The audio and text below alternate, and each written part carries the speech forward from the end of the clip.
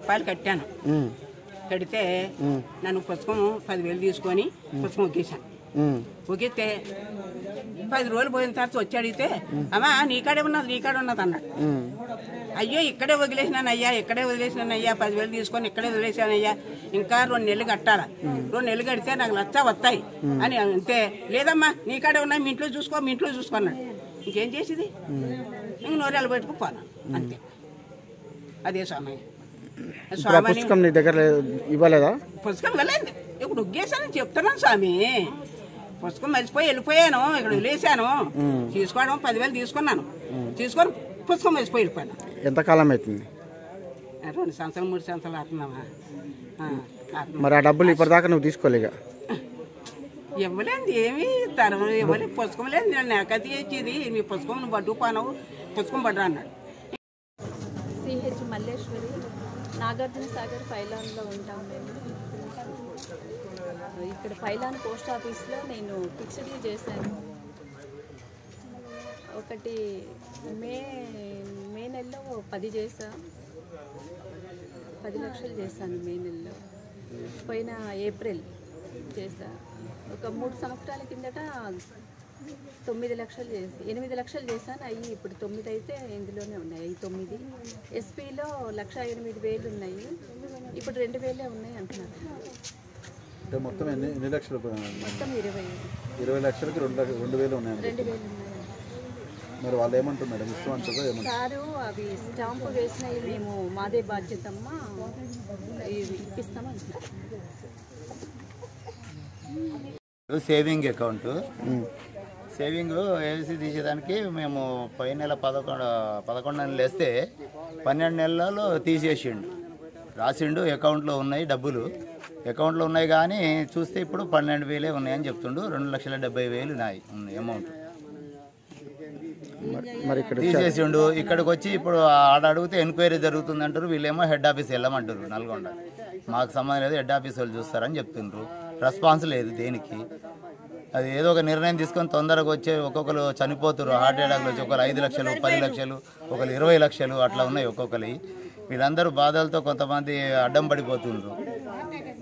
ఒక అతను చనిపోయిండు హార్ట్ అటాక్ వచ్చి 5 lakhs ఇచ్చి ఉన్న అతను ఫిక్స్డ్ డిపాజిట్. మరి వీళ్ళేమో ఏది పట్టించుకోకుండా మాకు సంబంధం లేని పైన ఎంక్వైరీ జరుగుతుంది, అది జరుగుతుంది అంటున్నారు.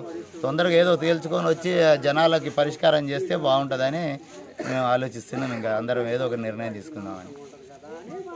అది 36,000 రత్నమ్మ. ఏమైంది? ఏమైనా పోస్ట్ ఆఫీసులో ఎత్తి జంప్ చేశాడు. ఇంక మనం ఏం చేయాలా? ఇప్పుడు ఏం చేయాలనుకుంటున్నాం? ఏం చేయాలనుకున్నా హెడ్ ఆఫీస్కి పోయి కంప్లైంట్ ఇచ్చి పెళ్లి పెట్టుకున్నాం నాయన. ఇప్పుడు ఏం చేయాలి? పెళ్లి అయిపోయేటట్టుంది. ఏదో కష్టపడి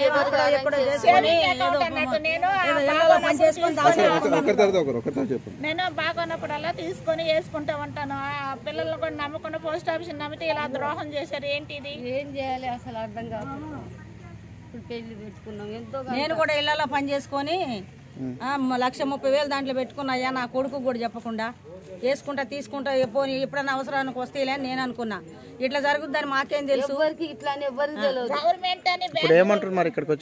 ఇక్కడికి వస్తే అడిగితే ఏముంది, మేము ఒక 3 హెడ్ ఆఫీస్కి పోదాం, వెళ్ళండి హెడ్ ఆఫీస్కి వెళ్ళండి అని అంటుండు. ఆయన బట్టి నన్ను బట్టిస్తే బాగుండు. మాకు డబ్బులు లేకుండా కానీ వాడిని ముక్కలు చేసి రోడ్డు మీద చల్దాం అని. పెళ్లి ఇస్తారా అక్కడ కూడా?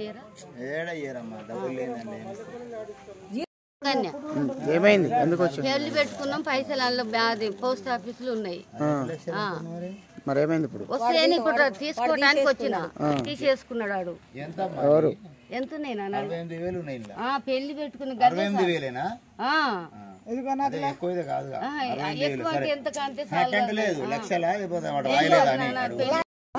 పుస్తకం లేదే చూపించలేదమ్మా, చూపించలేదు. ఇప్పుడే వచ్చాను. నేను నాకు తెలియదు, నన్ను మర్చిపోన్నాను, తెలియదు. కళ్ళుకోను వెళ్ళానయ్యా, కళ్ళు కోసం వెళ్ళాను, అడిగితే నువ్వే అడుగుపోను అన్నాడు. 1,00,000 రూపాయలు కట్టానమ్మా.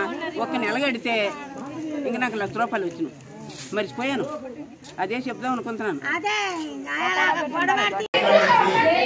ఇన్స్పెక్టర్ వచ్చినప్పుడు మీరు మొదటి రోజు నుంచి ఇన్స్పెక్టర్ వచ్చినప్పుడు అడగారు కదా.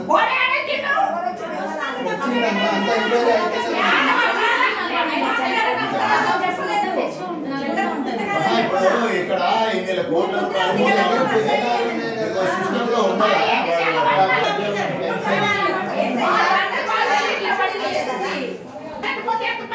ఇప్పుడు ₹1, ₹2, ₹100, ₹500 అయితే ఎవరు బాధపడరు. 20 లక్షలు, 30 లక్షలు, 15 లక్షలు అది కష్టపడి ఒక్కొక్క రూపాయి పిల్లల కోసం, పెళ్లిల కోసం చదువు. ఇప్పుడు నువ్వు చదువుకున్నావు, నీకు ఉద్యోగం అంటే పిల్లల కోసం అని వారు కూడా జాగ్రత్త. అందరూ అదే పరిస్థితి. మొదటి రోజు తప్పని తెలిసింది కదా, మరి నెక్స్ట్ రోజు వాళ్ళు వచ్చినప్పుడు అక్కడే ఉండాలి కదా మీరు. మళ్ళీ వచ్చావు అక్కడికి అందరూ ఉన్నారా? కాదండి, ఇప్పుడు మొత్తం ట్రాన్స్లేషన్ హెడ్ ఆఫీస్ ఇది. ఇది కాదు, ఇక్కడ వరకే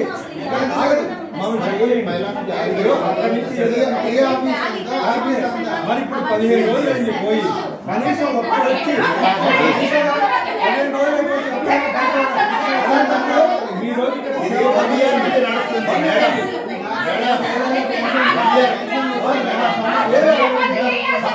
ఇంటి పోతే మీ రోజు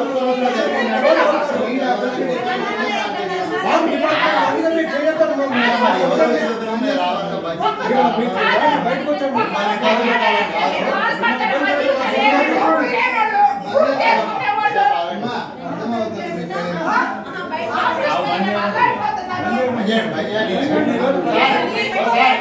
బయటికి రండి. ఇబ్బంది పెట్టాలని కాదు, అర్థం చేసుకోండి.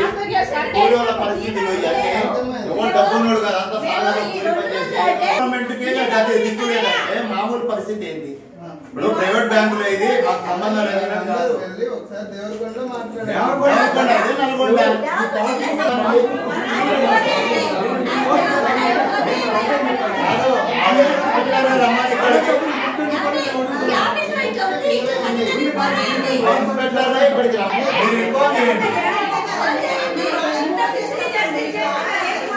ఇప్పుడు పైలాండ్ ఆల్రెడీ బంద్ బంద్ చేశారు.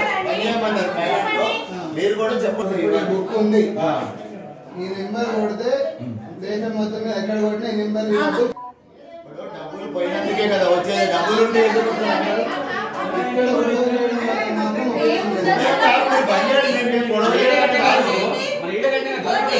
దేవరకొండ కడతానికి దేవరకొండ రాదురా బాబు అంటాడు. అక్కడ పోతాడు.